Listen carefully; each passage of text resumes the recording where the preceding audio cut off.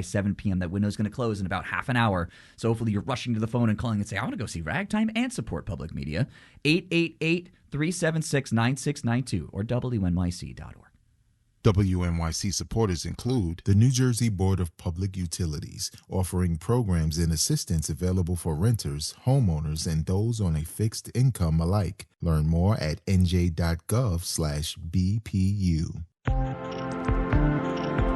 This is WNYC 93.9 FM and AM 820, NPR News and the New York Conversation.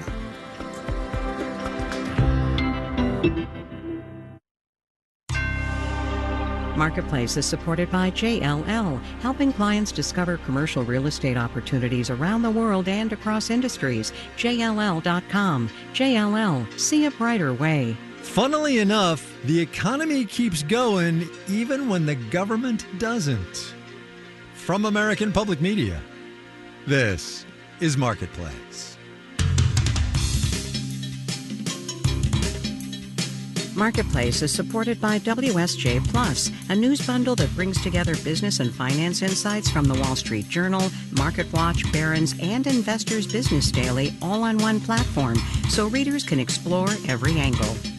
And by LHH. LHH is a global talent solutions and advisory company using craft, human care, and innovation to create a beautiful working world. Recruitment, development, career transition. Learn more at lhh.com/beautiful. And by Bitwarden Password Manager. On personal and business devices from any location, Bitwarden is designed to secure sensitive information without the need to remember multiple passwords for every site, account, or application. Learn more at bitwarden.com. In Los Angeles, I'm Kyle Risdall. It is Friday today, October the 17th. Good as always to have you along, everybody. It's not a joke, you know. Politicians going to politic, but the economy does not wait. So we're going to talk about where things are and where they might be going with Anna Swanson from the New York Times, also Greg Ip from the Wall Street Journal. Hey, you two. Hey, Kai. Hey, Kai. Greg, we start with you, and I was going to start someplace else, actually, but now I'm going to start with this. Without using the words shutdown or Federal Reserve, answer my question up at the top. Where is this economy right now? Oh, are you sure I can't say those words? You may not. You may not. It's my show, my rules. Last thing we heard was the economy was growing really well, like a 3 or 4% annual rate in the quarter that ended September 30th. But the weird thing is that the labor market was not. Employment was barely growing. And to the extent that we've had any information in the last few weeks, that's still kind of the picture that we have. It's really kind of a strange two-speed economy. And whether you like the high speed or the low speed depends on which part of it you're on. If you have anything to do with artificial intelligence or, frankly, gold or crypto, you're doing great. But if you're out there looking for a job, you know, especially if you're a new graduate, things still look kind of rough out there. Anna, let me ask you about arguably the most important trading relationship in the world. Last week ended with China tariffs being promised, and then over the weekend they went away. Where do things stand between Washington and Beijing, and what do you expect? I mean, there's just a lot of uncertainty right now. So the president was threatening an additional 100% tariff on Chinese exports. They're already, you know, I think about a 55% tariff on Chinese exports. I mean, that's getting to a level that pretty much would just have trade between the countries. And that was in response to the Chinese putting in place this or proposing to put in place this licensing system for minerals that are really key to a bunch of global industries. So right now there's a lot of nervousness and uncertainty about whether that will go forward. President Trump and Xi Jinping, the leader of China, are scheduled to meet in a couple of weeks, and it seems like it's all going to come down to this mano a mano meeting. Can the two leaders hash it out, and what are the vibes? But I think, you know, both countries simultaneously realize that this is a really bad path to go on and could be really harmful for both of them. And yet there's still a lot of posturing and trying to get the other to back down. So we'll really, see what happens in the next couple of weeks. Anna, let me stick with you for a second and this whole trade war thing that these two countries, of which we are one, have going on. Each of these countries has sort of domestic challenges, right, with consumers in both economies and the trade war sort of as covered. Do you suppose that they're kind of using that trade war to cover up for some of their internal challenges, right? The Chinese with their consumer economy, us with, inflation and tariffs and all of that. Yeah, I think that is the case. I mean, you saw the Trump administration this week suggesting that this is another reason for the Fed to cut, that tensions with China, right? Well, it's a day that ends in Y, and that's why the Fed wants us to cut. I mean, the White House wants us to cut. Another reason to cut. Right. Definitely. But I do think that you have, kind of each side with the U.S. and China looking at each other and assuming that domestic economic conditions are making the other side more vulnerable as well. So in China, you have this serious property crisis. So exports are certainly important with the property market being really weak. But on the other hand, the Chinese also believe that President Trump is vulnerable to the reaction from the stock market, as Greg's paper wrote this week, and businesses. So that feeds again into this game of chicken. Personally, I'm not sure it's a great idea to get into that kind of game of chicken with an authoritarian government that isn't as afraid of, inflicting some pain on its own people if it feels like that's a good goal. But that is basically where we're at now. Amen to that one. I think that's probably wise advice. Greg, let me ask you, you had a super interesting column yesterday, the other day, about the speculation economy and where things stand right now. And it goes to the stock market, goes to the Fed, and I'd just like you to lay it out for folks. Yeah, sure. So everybody is sort of just mesmerized by the boom going on in the markets right now, which is heavily driven by artificial intelligence and the so-called Magnificent Seven stocks, a lot of which are AI related. That's 40% of the S&P 500, I think. It's the most concentrated market in over 30 years, the IMF told us this week. It's the second most overvalued market in 30 years. But what really strikes me is that the speculative fervor goes beyond the stock market. If you look in the bond market, the riskiest companies are borrowing at really low rates. We saw flare-ups of some of the consequences this week with bankruptcies of little-known finance companies out there. But it's also like crypto. It's sports betting, which is growing 25% a year. And it's prediction markets. We saw the operator of the New York Stock Exchange take a stake in Polymarket, where you can bet on the World Series or the winner of the Nobel Peace Prize, valuing it at $8 billion. And it feels to me like this speculation has now gone beyond the economy, and it's everywhere in our culture. And what's amazing is that the folks in Washington, they're not leaning against this speculation. They're kind of fueling it. The Trump administration is reducing regulations and the Federal Reserve is cutting interest rates. And I don't know how far it goes, but it sure is worth watching. Yeah, it sure is. Anna Swanson, last question to you, and it kind of goes like this. I started with Greg and where this economy is now. Where do you think it goes, given the international trade tensions, given the domestic challenges that we just talked about? Now, where do things go? Yeah, well, I mean, it is a funny moment where, everything's still kind of chugging along, but feeling more and more fragile. And it certainly doesn't help that we don't have official data at this point to really get a sense of how much we're at the turning point. But I do think you're hearing more from businesses about the effect of tariffs, about the effect of immigration policy, and, concerns about that weighing on things. So, I think there's just a lot of uncertainty from those policies, uncertainty from the lack of economic data. But yeah, that should generate a lot of concern right now. Greg, do you share that concern? You got 30 seconds. I think that the economy is probably going to be okay. We don't have official data, but the private data we have tells us things are going to be okay. And it's hard for me to believe that the stock market can hit record after record and the Fed can cut interest rates and that it won't have some kind of positive effect. I suppose the one thing that does give me a pause is that every company seems to be talking about how they're going to use AI to cut jobs. And so what we might continue to see is this kind of split screen economy where a lot of the things we think of as economy, like consumer spending, doing well, and yet people still very kind of concerned about the ability to get jobs. Greg Ip at the Wall Street Journal, Anna Swanson at the New York Times on a Friday. Thanks, you two. Thank you. Thanks. Let's do the numbers. Dow Industrial's up 238 points, about 0.5%, 46,190 for the blue chips. The Nasdaq climbed 117 points, that's 0.5%, 22,679. The S&P 500 gained 34 points, 0.5%, 66 and 64.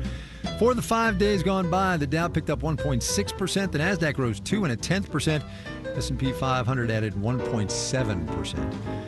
That AI infrastructure building boom that's helping to prop up this economy right now. Greg Ip just talked about that. Goldman Sachs reportedly wants a bigger piece of it, according to a piece in the Wall Street Journal. The bank is creating a team that would focus on financing data centers and other AI projects. Goldman, however, gave back 1% today. Carla was just telling us about auto loans. Auto lender Ally Financial beat profit expectations for the quarter, pocketed 3.6% today. The bank, formerly known as Bank of the Ozarks, reported a record profit for the third quarter, but still managed to fall short of analyst expectations. Bank OZK, as it is now officially known, slid 2.25%. Bonds down, yield on the 10-year T-note up 4.01%.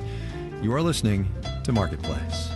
Marketplace is supported by TreviPay, a fully managed B2B payments platform offering zero-touch AR, smart invoicing options, and tools designed to reduce DSO so businesses can spend less time chasing payments. More at TreviPay.com. And by Progressive Insurance, providing direct car insurance rates side by side with other insurance carriers. Customers can see rates and find an option that works for their needs. Now, that's Progressive. Learn more at Progressive.com. And by Schwab. Schwab knows that investors want control of their financial future. That's why when it comes to wealth management, Schwab is dedicated to giving investors more choices. More at Schwab.com.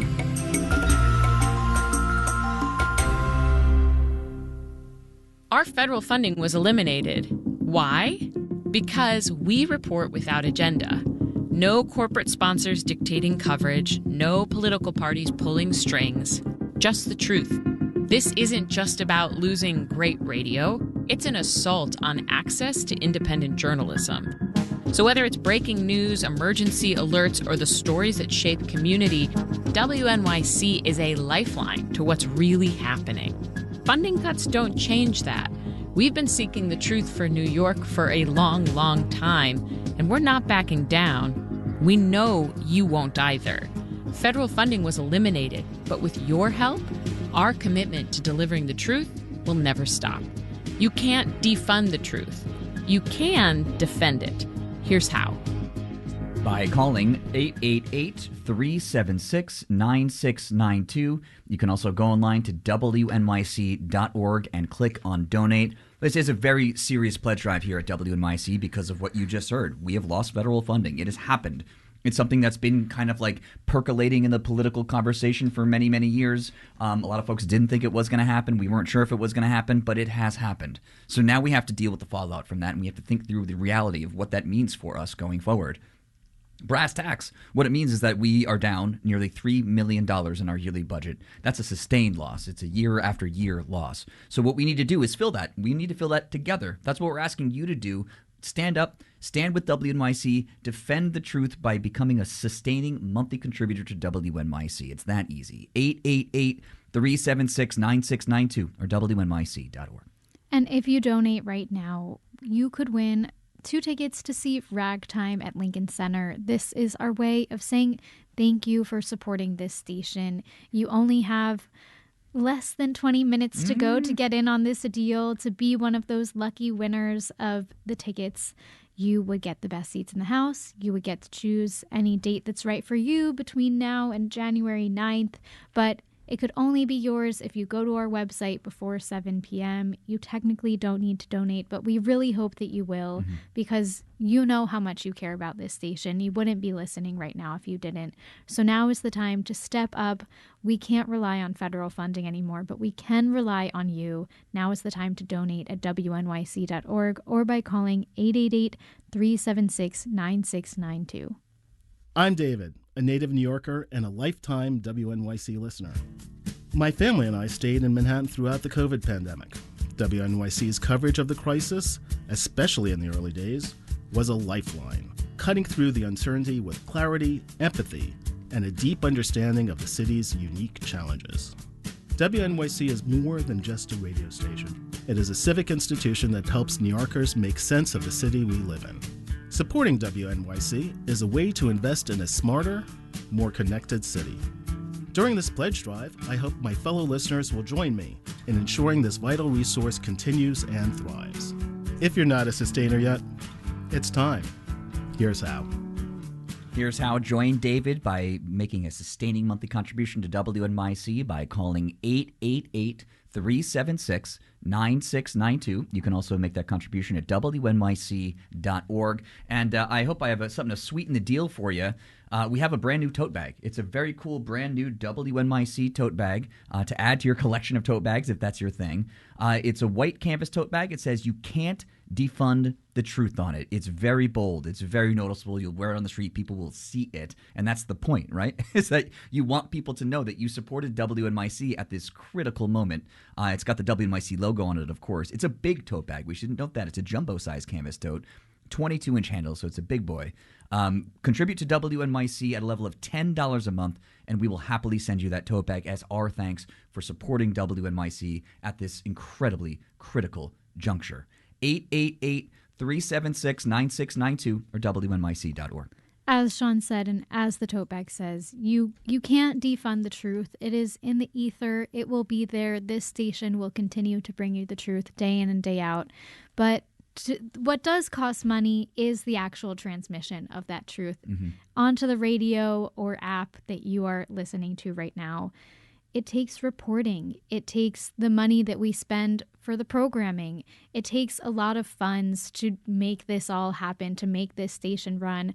That is why we rely on you, our supporters, to keep this station going. It's really an investment in yourself to be able to hear the programming that you love. So invest in yourself right now. Fund the truth. Fund the transmission of the truth by donating at WNYC.org. You could do it in the app, the WNYC app, or you could call 888-376-9692. And thank you so much for your support. This is Marketplace. I'm Kai Ryssdal. It's been a pretty dramatic couple of days for regional banks. I will spare you the stock market to and fro, but earlier this week, two of them disclosed lawsuits related to fraudulent loans.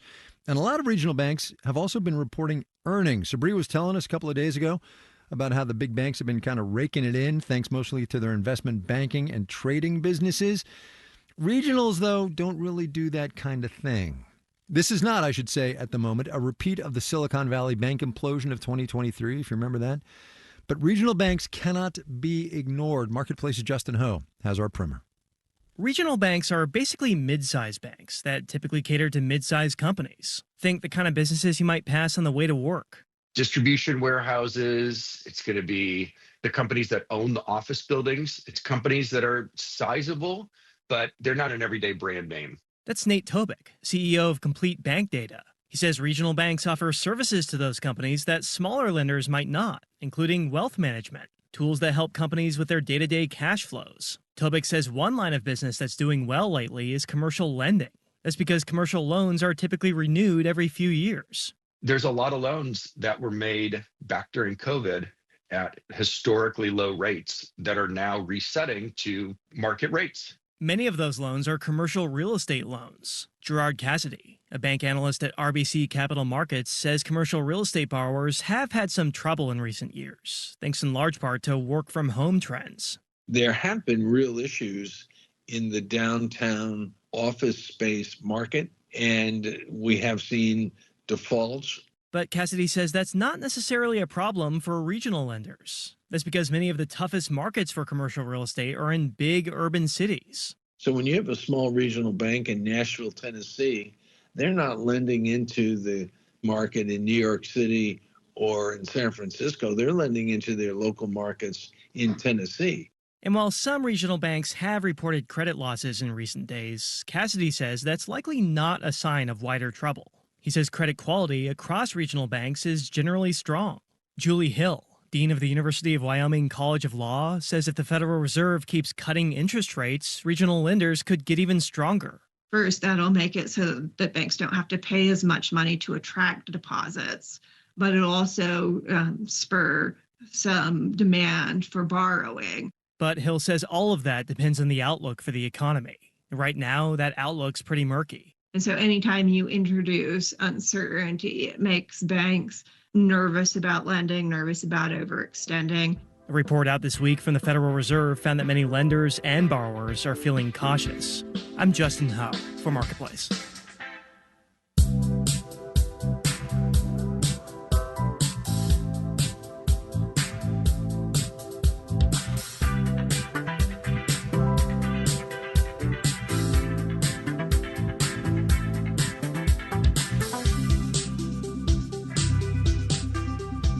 right, we're going to do a little more lending now, auto lending to be particular.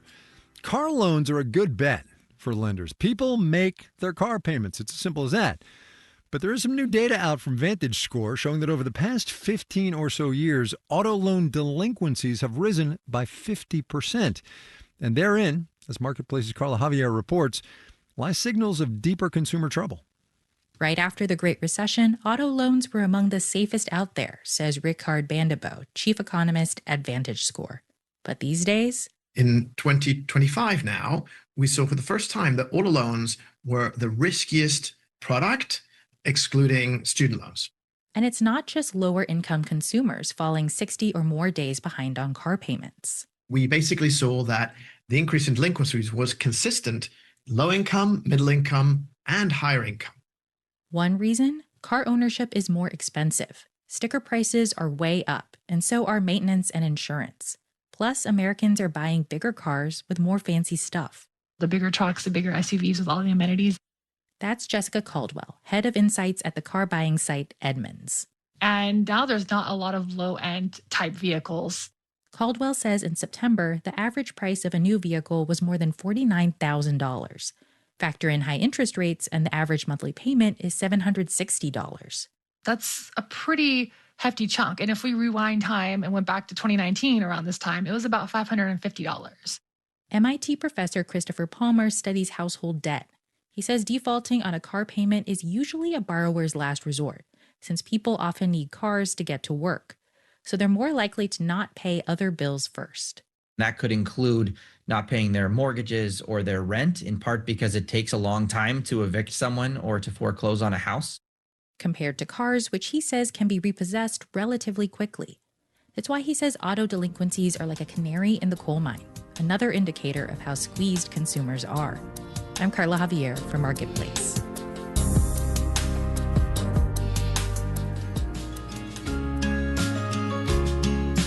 Marketplace is supported by UKG. Their HR, pay, and workforce management tools are designed to help business leaders build trust and empower their people. UKG, because when work works, everything works. More at ukg.com/work. And by JLL, a commercial and real estate firm using data and AI to transform how clients find, manage, and invest in properties around the world. JLL.com. JLL. See a brighter way. This final note on the way out today, in which I'm obliged by, fact, to tell you once again that it's American companies and consumers that are paying President Trump's tariffs. And boy, are they. Saw this in Axios. Data this week from S&P Global that U.S. businesses are now thinking they're going to wind up paying $1.2 trillion more in expenses this year than they had been expecting back on New Year's Day. To be clear, that's not $1 trillion more in tariffs. It's $1 trillion more in overall expenses because of the drag of those tariffs, supply chain disruptions, and all the rest of this stuff. The bulk of that trillion, S&P says, is going to be passed on to consumers. I'm going to say it one more time. Tariffs are taxes paid by American consumers and American businesses. Our theme music was composed by B.J. Liederman. Marketplace's executive producer is Nancy Fargali. Joanne Griffith is the chief content officer. Neil Scarborough is the vice president and general manager. And I'm Kyle Risdale. Have yourselves a great weekend, everybody. We will see you back here on Monday, all right?